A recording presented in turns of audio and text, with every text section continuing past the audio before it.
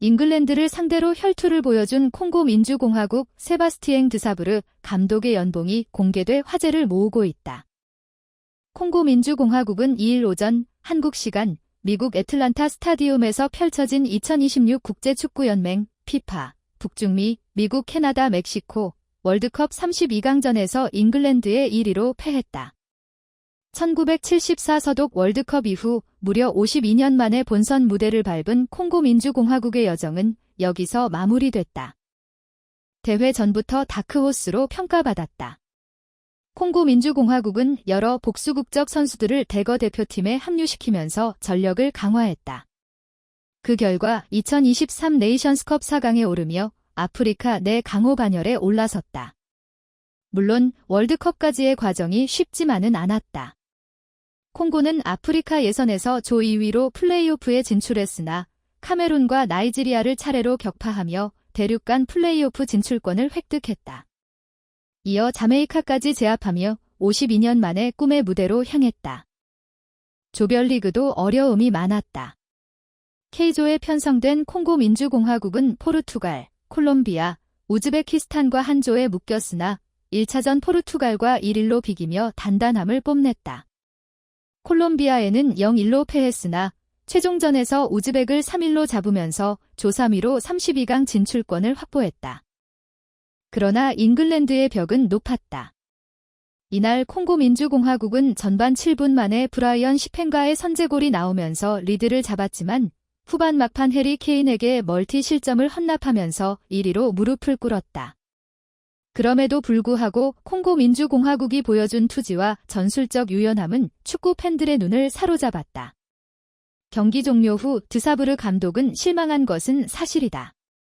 우리는 이길 수 있다고 믿었고 좋은 경기를 펼쳤다고 생각한다. 우리는 2번의 결정적인 기회를 놓쳤고 세계 최고의 공격수에게 2골을 허용했다라며 아쉬움을 삼켰다. 이어 경험이 부족했을 수도 있지만 그게 바로 축구의 역사다. 우리는 배우고 계속 발전하며 차분하게 여정을 이어갈 것이다. 우리는 세계 최고의 팀을 상대로 좋은 축구를 보여줬고 투혼을 발휘했다라며 엄지를 치켜세웠다. 프랑스 출신 지도자로 유럽보다 아프리카 무대에서 더 굵직한 경력을 쌓아온 인물이다.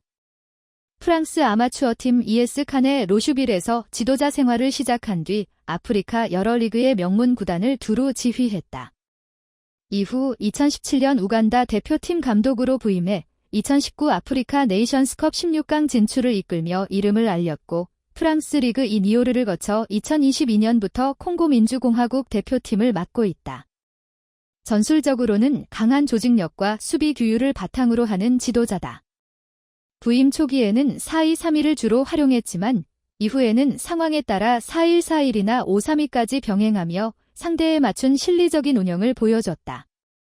중원에서는 활동량이 많은 미드필더들을 앞세워 압박과 볼 회수를 강조하고 공을 빼앗은 뒤에는 측면과 전방을 빠르게 활용하는 전환 공격을 즐겨 쓴다. 국내에서는 낮은 연봉임에도 불구하고 포르투갈은 물론 잉글랜드를 상대로도 비등한 경기력을 보여줬다. 확실한 색깔을 바탕으로 월드컵 역사에 족적을 남긴 셈. 국내에서는 적은 연봉으로도 화제를 모으고 있다.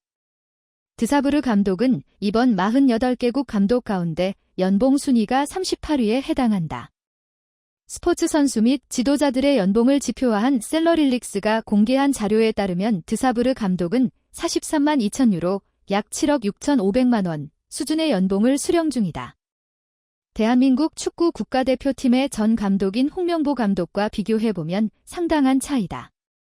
해당 자료에서 48개국 중 16번째로 높은 연봉을 받은 홍명보 전 감독은 216만 유로, 약 38억 원을 받는 것으로 소개됐다. 다만 대한축구협회 관계자는 스포티비뉴스를 통해 홍명보 감독의 연봉 38억 소식은 터무니없는 정보다. 실제 연봉은 대중에 알려진 선에서 크게 다르지 않다라고 밝힌 바 있다. 그렇더라도 격차는 작지 않다. 홍명보 전 감독의 연봉을 대중에게 알려진 수준인 약 20억 원으로 가정해도 이는 드사브르 감독의 약 7억 6,500만 원과 비교해 약 2.6배에 해당한다. 계산상 드사부르 감독의 연봉은 홍명보 전 감독 연봉의 약 38.3% 수준이다. 반대로 말하면 드사부르 감독은 홍명보 전 감독보다 약 61.7% 적은 연봉을 받는 셈이다. 셀러릴릭스 자료에 나온 216만 유로를 기준으로 하면 차이는 더 벌어진다. 드사부르 감독의 43만 2천 유로는 홍명보 전 감독의 216만 유로와 비교해 정확히 20% 수준이다. 216만 유로의 5분의 1에 불과하다. 반대로 드사부르 감독은 홍명보 전 감독보다 80% 적은 연봉을 받는다는 계산이 나온다. 금액 차이도 뚜렷하다. 유로 기준으로는 216만 유로와 43만 2천 유로의 차이가 172만 8천 유로다.